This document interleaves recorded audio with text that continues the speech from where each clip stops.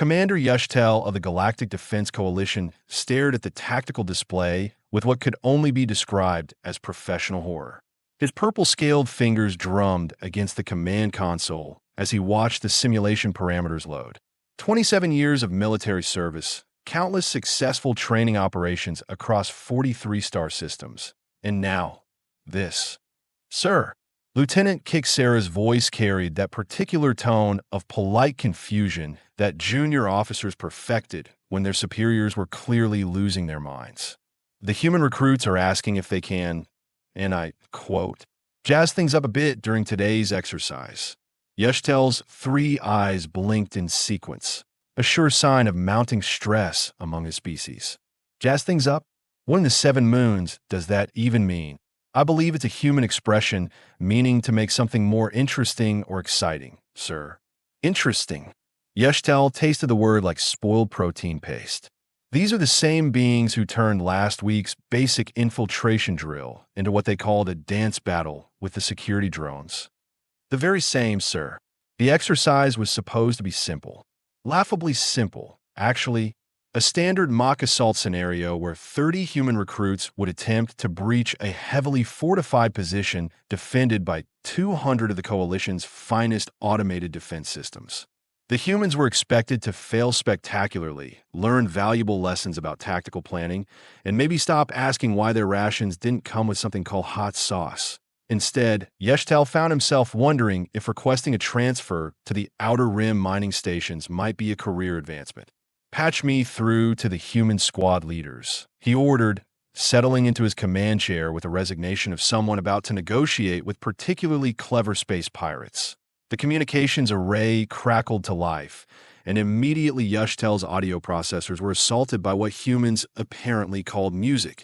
Heavy percussion mixed with stringed instruments and incomprehensible lyrics about warfare? Romance? It was impossible to tell. Yo, Commander! The voice belonged to Sergeant Jake Morrison, a stocky human with an alarming tendency to grin at inappropriate moments. Ready to rock and roll? Sergeant Morrison, please explain what you mean by requesting to jazz things up. Well, sir, we have been thinking. This whole scenario is pretty standard, right? Automated defenses, predictable patrol patterns, standard breach protocols. We were wondering if we could maybe improvise a little. Yashtel's stomach, all 3 of them, clenched simultaneously. Improvise how exactly? Nothing major, sir. Just thought we might try some alternative approaches. Team building exercises, you know?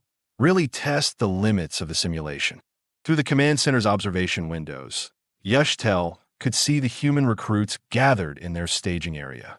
They appeared to be, was that human female actually juggling? And why did half of them seem to be wearing their equipment backwards? Alternative approaches, he repeated slowly. Sergeant Morrison, this is a military training exercise, not a... He struggled for the appropriate human term. Not a carnival. Oh, absolutely, sir. We take this very seriously. In fact, we have been studying the tactical manuals you provided. Fascinating stuff, especially the sections about psychological warfare and adaptive strategy implementation. Something cold slithered down Yashtel's spine. In his experience, humans who use proper military terminology were usually the most dangerous ones. Sir, Kixera interrupted. The human designated as Corporal Lisa-chan is asking if the exercise includes points for style and creativity. Style and creativity, Yashtel muttered. Of course it does. The training ground sprawled across 15 square kilometers of carefully maintained terrain, dotted with obstacles, defensive positions, and enough automated weaponry to level a small moon. The Coalition had spared no expense in creating the perfect environment for testing military readiness. Every angle had been calculated, every possible approach analyzed and prepared for. What they had not prepared for was humans. All units, commence exercise, Yashtel announced, settling back to watch what would undoubtedly be a textbook demonstration of human overconfidence meeting superior firepower. The first indication that something had gone wrong came exactly 47 seconds into the exercise when the primary sensor array detected what could only be described as singing. Sir, Kixera's voice carried a note of barely controlled panic. Are you seeing this? On the main display, 30 human figures were advancing across the training ground in what appeared to be a coordinated dance routine. They moved in perfect synchronization, rifles held above their heads, voices raised in some sort of battle chant that the translation software couldn't quite parse. What are they doing? Yeshtel demanded. I believe, sir, they're performing what humans call a haka. It's a traditional war dance from one of their cultural groups. The defensive systems responded exactly as programmed, unleashing a barrage of non-lethal suppression fire that should have scattered the human formation like leaves in a plasma storm. Instead, the humans adapted. Without breaking their chant, they began moving in a complex weaving pattern that seemed to anticipate the automated weapons targeting algorithms. Where suppression fire struck, there were no humans. Where humans appeared, the weapons were still tracking previous positions. How are they doing that? Yeshtel's voice climbed an octave. Unknown, sir. It's almost like they are predicting the targeting system's behavior patterns. On the display, Sergeant Morrison's voice cut through the communication channel. Hey, Commander, your defense grid runs on pretty standard coalition military AI, right? Version 12.7. Yeshtel felt his blood temperature drop several degrees. How do you know that classification? Oh, we have been doing some light reading in our spare time. Fascinating stuff. Did you know that version 12.7 has a predictable recalibration cycle every 1.3 seconds when targeting multiple moving objects? The truth hit Yeshtel like a cargo transport to the face.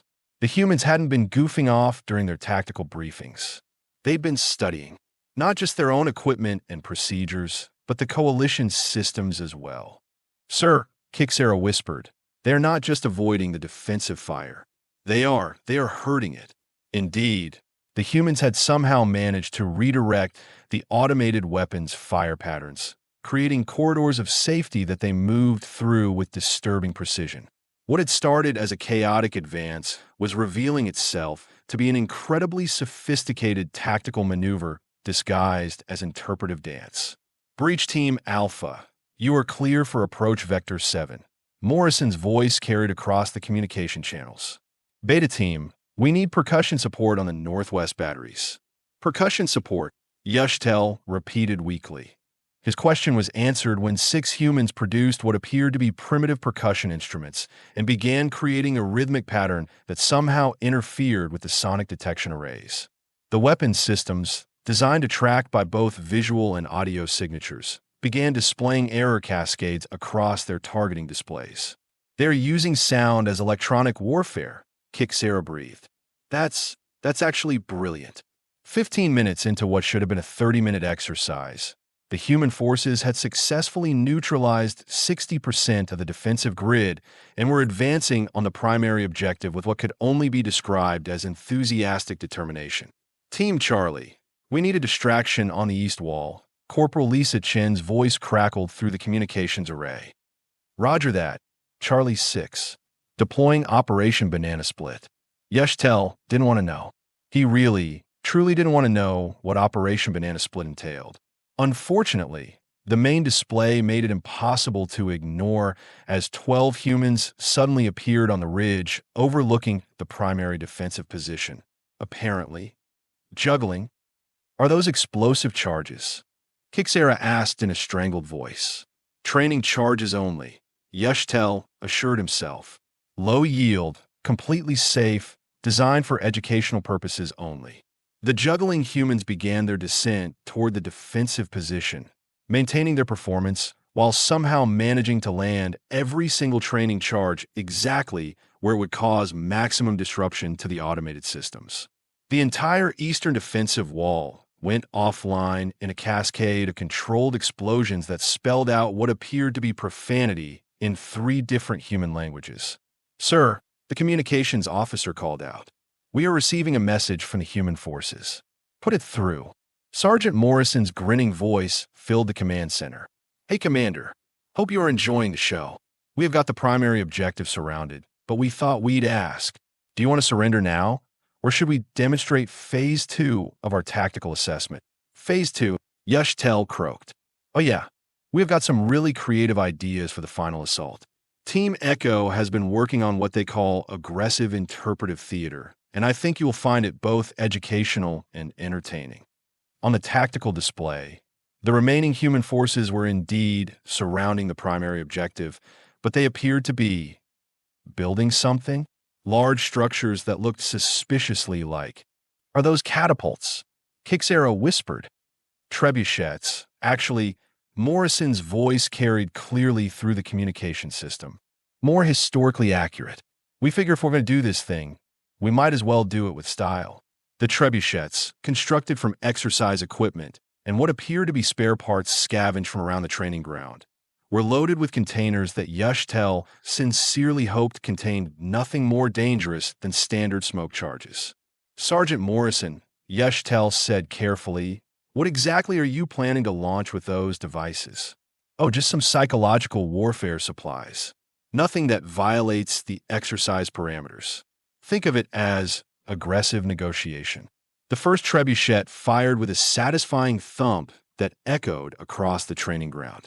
Its projectile sailed in a graceful arc toward the primary defensive position, where it exploded in a shower of what appeared to be glitter. Is that? Kixera began. Biodegradable celebration powder, Morrison's voice confirmed cheerfully. Completely harmless, totally within exercise parameters, and absolutely guaranteed to gum up every single optical sensor in that defensive grid. The remaining trebuchets fired in sequence, each launching a different color of glitter bomb that coated the primary objective in a rainbow cascade of sensory interference. Within minutes, the most sophisticated defensive installation in 3 sectors had been reduced to a sparkling monument to human creativity. Sir, the tactical officer reported in a voice of professional bewilderment. All defensive systems are reporting sensor failure. The humans have achieved total battlefield superiority. Yushtel stared at the display, where 30 human recruits were now celebrating their victory with what appeared to be a group musical performance involving improvised instruments and synchronized movement patterns. How long was this exercise supposed to take? He asked weakly. 30 minutes, sir. How long did it actually take? 18 minutes and 43 seconds, sir. Through the communication array, Sergeant Morrison's voice carried clearly across the training ground. Thanks for the excellent training opportunity, Commander. Really helped us work on our teamwork and creative problem-solving skills. Same time next week. Yushtel looked at the glitter-covered remains of his carefully designed training scenario and wondered if there were any openings in the Coalition's diplomatic corps. Surely negotiating with hostile alien species couldn't be more challenging than training human recruits. Sir, Kixera ventured. Should I schedule the decontamination teams? Yes, Yushtel replied, watching as the humans began cleaning up their improvised siege weapons with the same efficiency they'd shown in deploying them.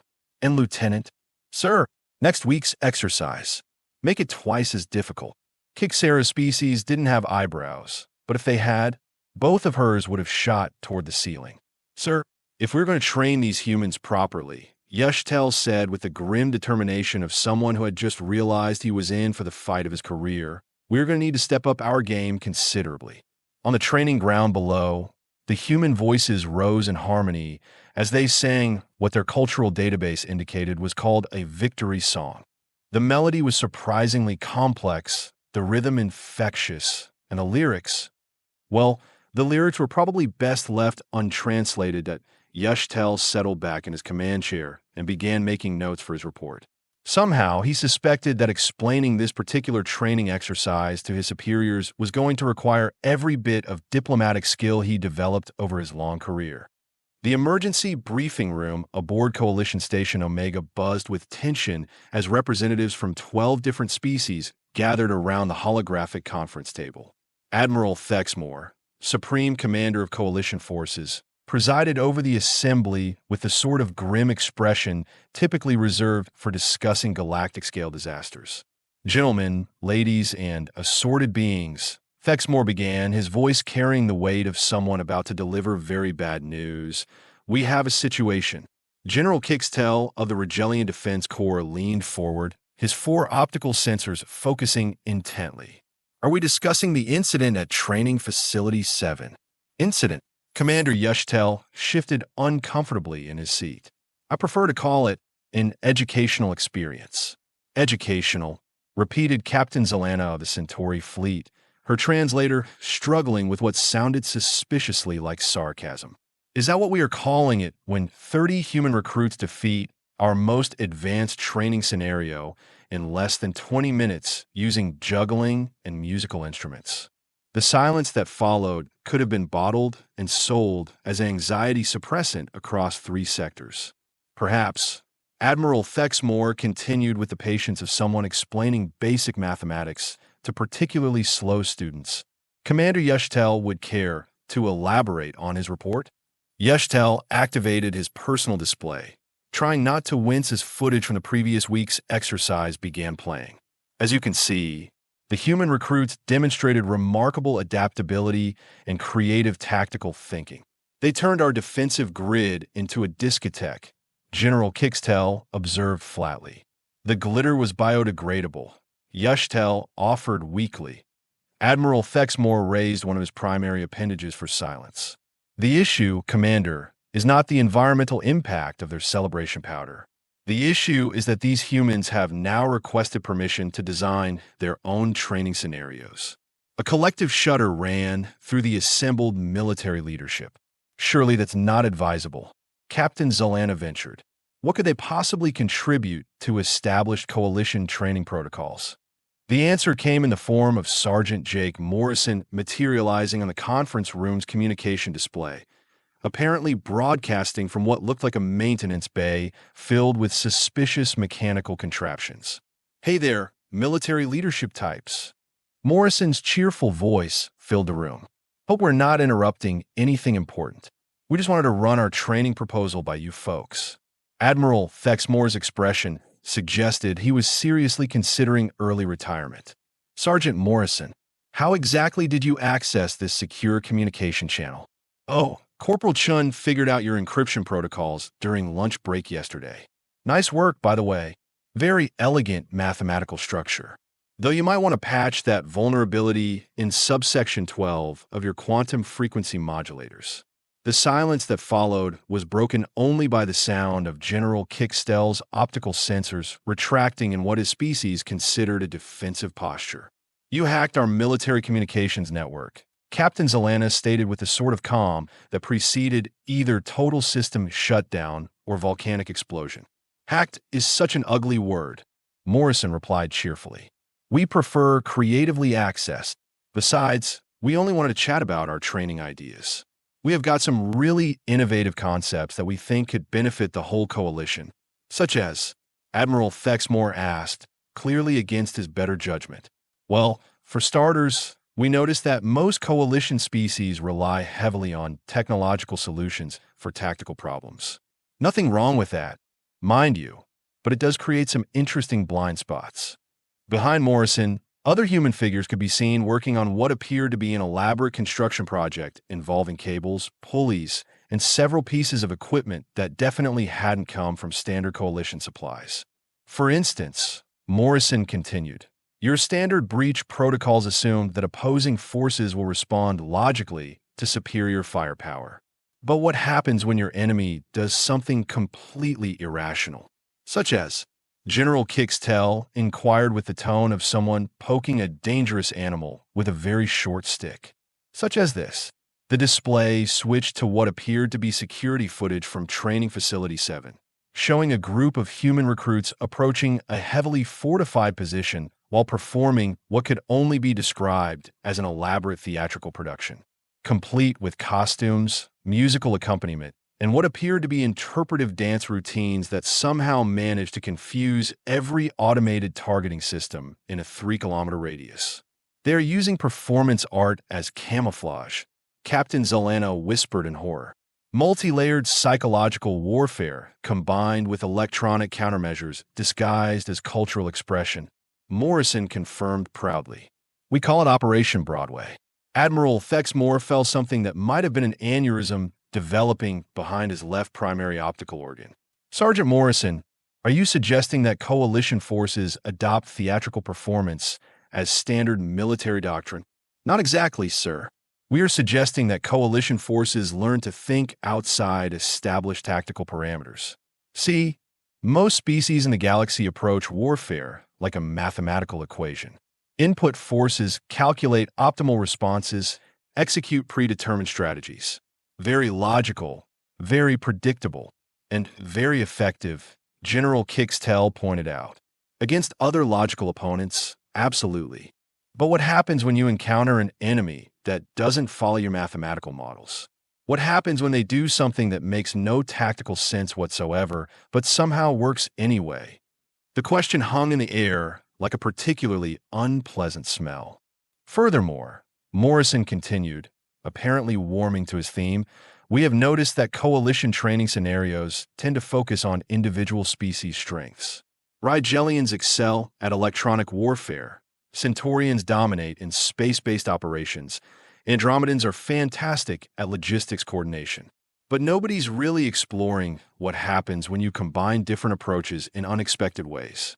On the display, more footage began playing, showing human recruits working alongside holographic representations of various coalition species in what appear to be increasingly bizarre tactical exercises. Is that human juggling plasma grenades while riding a Centaurian hoverbike? Captain Zolana asked faintly. Corporal Jackson has really impressive hand-eye coordination, Morrison confirmed. And it turns out that Centaurian hoverbikes are extremely stable platforms for mobile explosive deployment when you approach the problem from a performance art perspective. Performance art perspective, Admiral Thexmore repeated slowly. The point is, Morrison continued, we think coalition forces could benefit from what humans call cross-training. Not just learning each other's established techniques, but exploring entirely new approaches that combine different species' capabilities in creative ways. Creative ways. General Kixtel echoed with the tone of someone watching his carefully ordered universe dissolve into chaos. For example, we have been working with some of your artificial intelligence specialists on what we call adaptive improvisation protocols. Instead of programming responses to specific scenarios, we are teaching AI systems to recognize when established tactics aren't working and to generate novel solutions in real time. Behind Morrison, a complex mechanical device began operating, apparently constructing something that looked suspiciously like a giant musical instrument crossed with a siege engine. What exactly is that contraption? Admiral Texmore demanded. Oh, that's just a prototype for our next training exercise. We call it the Harmony Cannon. It combines Rigelian sonic technology with Centaurian precision targeting and good old-fashioned human musical theory. Creates targeted acoustic fields that can disable electronic systems while simultaneously boosting morale among friendly forces. It's a weapon that plays music, Captain Zolana stated with the flat certainty of someone whose worldview had just collapsed. It's a morale enhancement device that happens to have tactical applications, Morrison corrected cheerfully. Completely different thing. The assembled military leadership exchanged glances that conveyed volumes of unspoken communication, most of which involved variations on the theme of what have we gotten ourselves into.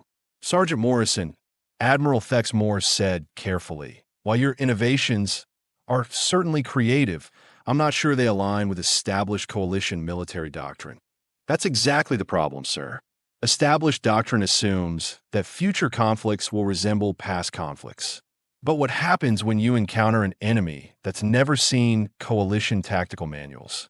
What happens when your perfectly logical battle plans meet someone who thinks logic is just a suggestion? The question resonated through the conference room with uncomfortable implications.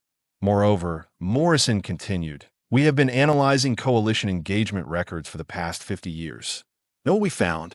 Every major tactical surprise, every significant defeat, every time coalition forces struggled against inferior numbers or technology, it happened because the enemy did something unexpected, something that didn't fit established tactical models.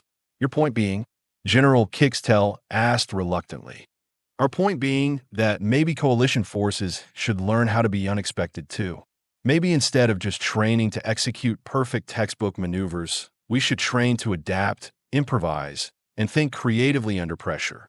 On the display, more human recruits appeared, demonstrating what appeared to be a combat technique that involved synchronized swimming motions performed on dry land while wielding various pieces of military equipment.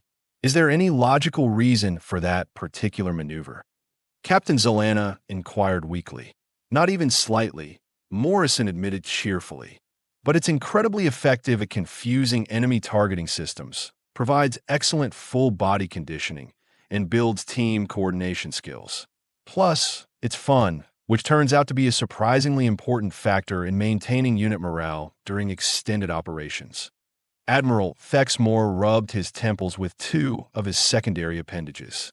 Sergeant Morrison, are you seriously proposing that we redesign coalition military training around the principle of fun? We are proposing that coalition military training should prepare forces for any possible scenario, including scenarios that make no logical sense whatsoever. And if that training happens to be enjoyable, well, that's just a bonus that helps with retention and unit cohesion. The conference room fell silent, except for the faint sound of what might have been either machinery or music emanating from Morrison's transmission.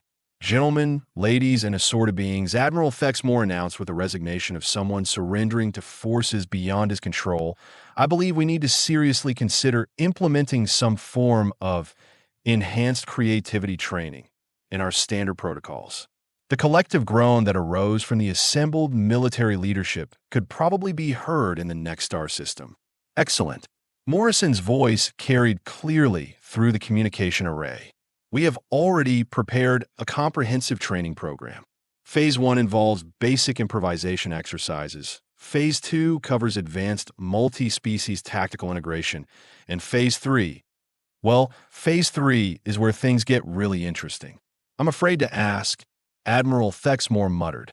Phase 3 involves full-scale war games where each participating unit has to develop completely original tactical approaches using only equipment they can improvise from standard coalition supplies.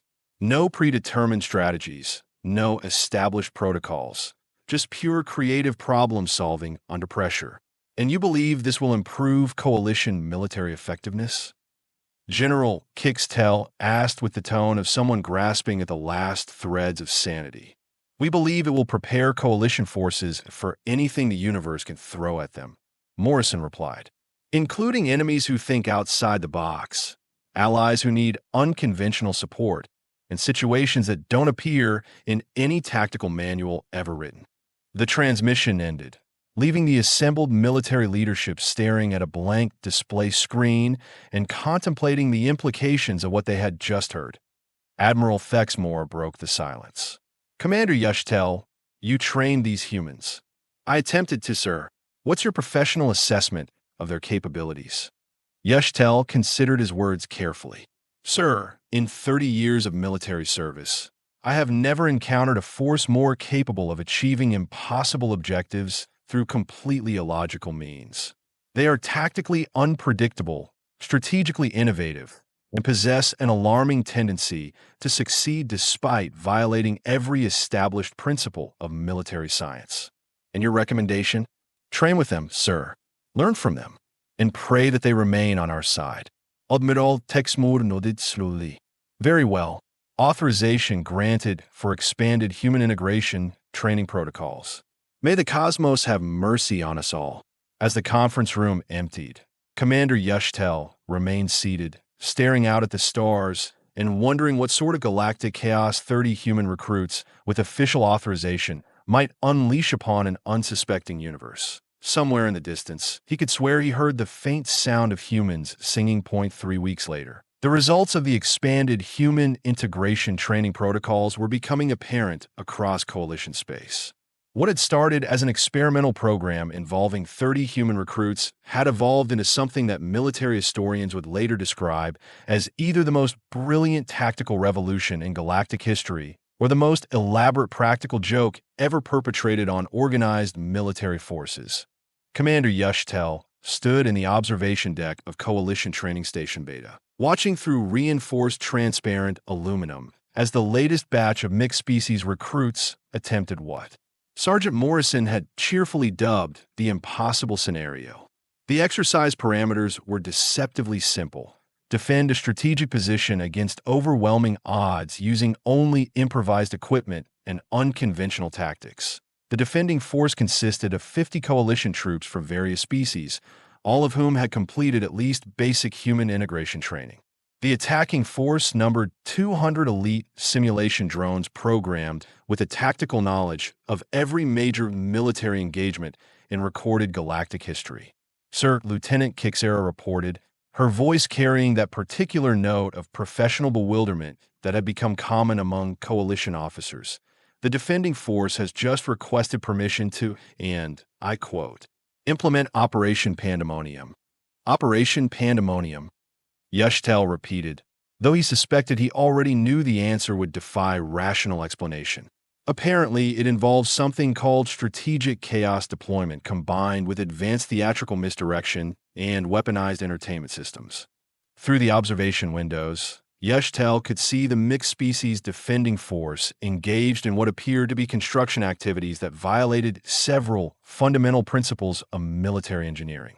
Rigelian technicians were working alongside human engineers to build structures that looked suspiciously like carnival rides, while Centaurian pilots practiced aerial maneuvers that seemed to have been choreographed by someone with a background in interpretive dance. Lieutenant, patch me through to the exercise coordinator. The communications system crackled to life, immediately filled with what sounded like a combination of traditional Andromedan war chants, human rock music, and Rigelian electronic compositions, all somehow blended into a surprisingly harmonious musical arrangement. Commander, Corporal Lisa Chen's voice cut through the musical chaos. Perfect timing. We are just about to demonstrate the practical applications of multi-species creative tactical synthesis. Corporal Chun, what exactly are your forces planning to do? Well, sir, we have been analyzing the attack patterns of the simulation drones, and we noticed something interesting. They are programmed to respond to logical tactical scenarios, right? Standard military responses to standard military threats. That is correct. So we figured, what happens if we present them with something that isn't a standard military threat? Something that doesn't fit any of their programmed response categories. On the tactical display, the attacking drone formation approached the defensive position in perfect military formation, their sensors scanning for conventional defensive structures, weapon emplacements, and strategic choke points. What they found instead was something that the coalition's most advanced tactical databases had no classification for. The defensive position had been transformed into what could only be described as a three-dimensional artwork that happened to have military applications. Towering structures of gleaming metal and colored fabric created a maze of corridors and chambers that seemed to shift and change as the drone's sensors tried to map them. Music echoed from hidden speakers, creating acoustic patterns that interfered with drone communication protocols while somehow managing to boost the morale of the defending forces. Sir, the tactical officer reported in a voice of professional confusion. The attacking drones are displaying error messages. They cannot categorize the defensive structures as military installations. What are they categorizing them as? Entertainment facilities, sir. The simulation software thinks the defending force has constructed an amusement park. Through the communication array, Corporal Chen's voice carried clearly across the training ground. Phase 1 of Operation Pandemonium is now active. All units, prepare for combat through creative expression. What followed defied every principle of military tactics that Yashtel had learned during his decades of service. The defending forces engaged the attacking drones not through conventional weapons fire, but through a coordinated performance that combined elements of theater, music, athletics, and what appeared to be advanced psychological warfare. Rigelian technicians operated their electronic warfare equipment like musical instruments, creating sonic patterns that disabled drone targeting systems while providing rhythmic accompaniment for the human soldiers who moved through the battlefield with choreographed precision. Centaurian pilots performed aerial maneuvers that seemed to follow the musical tempo, their aircraft weaving patterns in the sky that created visual confusion for the drone formation's optical sensors. Andromedian logistics specialists had somehow transformed their supply coordination protocols into a form of performance art, moving equipment and personnel with balletic grace that made their tactical movements nearly impossible for the drones to predict or counter. "This is impossible," Lieutenant Kixera whispered. "They are winning a military engagement through synchronized artistic expression." "Not just winning," Yushtel corrected, watching as drone after drone fell victim to tactics that shouldn't exist. "They are dominating." The attacking force, programmed with the accumulated military wisdom of a dozen civilizations, found itself completely unable to respond effectively to defenders who treated warfare as a collaborative creative endeavor. Every time the drones adapted to one tactical approach, the defending forces shifted to something entirely different, maintaining their artistic theme while remaining devastatingly effective. "Sir," the communications officer announced, "we are receiving a priority transmission from Coalition High Command." Admiral Thexmore's image appeared on the main display, his expression suggesting someone who had been wrestling with concepts that challenged the fundamental nature of reality. "Commander Yushtel, I trust you are monitoring the exercise results?" "Yes, sir. The mixed-species force has achieved complete tactical superiority using methods that defy conventional military analysis." "Indeed, I have been reviewing similar reports from training facilities across 12 sectors. Human integration training has produced tactical innovations that our most advanced military theorists cannot adequately explain, yet which demonstrate consistent effectiveness against established coalition military doctrine." On the exercise ground below, the defending forces had apparently decided to celebrate their victory with an impromptu musical festival that somehow incorporated elements of traditional military ceremonies from 6 different species. "Sir," Yushtel ventured, "what are your orders regarding the expansion of these training protocols?" Admiral Thexmore was quiet for a long moment, during which the sounds of interspecies musical collaboration drifted up from the training ground. "Commander, 3 days ago, a coalition patrol encountered an unknown hostile force in the Outer Rim. Standard tactical protocols failed completely. The enemy employed strategies that didn't match any known military doctrine and seemed to operate according to principles that our tactical computers couldn't analyze." "What happened, sir?" "The patrol included 2 squads that had completed human integration training. They abandoned standard protocols and improvised a response using techniques they'd learned from working with human instructors. They not only survived the encounter, but achieved decisive victory against superior numbers. The implications hung in the air like a physical presence." Furthermore, Admiral Thexmore continued, "Intelligence reports suggest that several non-coalition civilizations have begun developing military tactics specifically designed to exploit the predictable nature of our standard doctrines. They are counting on our logical, methodical approach to warfare. And human-trained forces represent an unknown variable in their calculations," Yushtel concluded. "Exactly. Commander, as of today, human integration training becomes mandatory for all coalition military personnel. Every soldier, officer, and strategic planner will learn to think creatively, adapt spontaneously, and operate effectively in scenarios that exist outside established tactical parameters." The transmission ended, leaving Yushtel alone with his thoughts and the distant sound of what had become the unofficial anthem of human integrated coalition forces, a musical composition that somehow combined elements of military marches with jazz improvisation and alien folk melodies. Lieutenant Kixera approached with a datapad containing the official exercise results. "Sir, final assessment shows complete defensive victory achieved in 42 minutes using 0 conventional weapons and approximately 67 distinct tactical innovations that don't appear in any military database." 67 innovations in 42 minutes, Yushtel mused. "That's more tactical creativity than most military units generate in entire careers." "Sir, there's something else. The human instructors have submitted a proposal for advanced training protocols. They want to establish what they are calling the Coalition Creative Tactical Institute. What would this institute teach? According to their proposal, Everything from advanced improvisation under fire to cross-species artistic military applications to something called battlefield philosophy and applied chaos theory. Yeshtel looked out at the training ground, where coalition forces from a dozen different species were working together with a harmony and effectiveness that would have been impossible under traditional military hierarchies. They moved with purpose and joy, combining their unique capabilities in ways that created something greater than the sum of their individual strengths.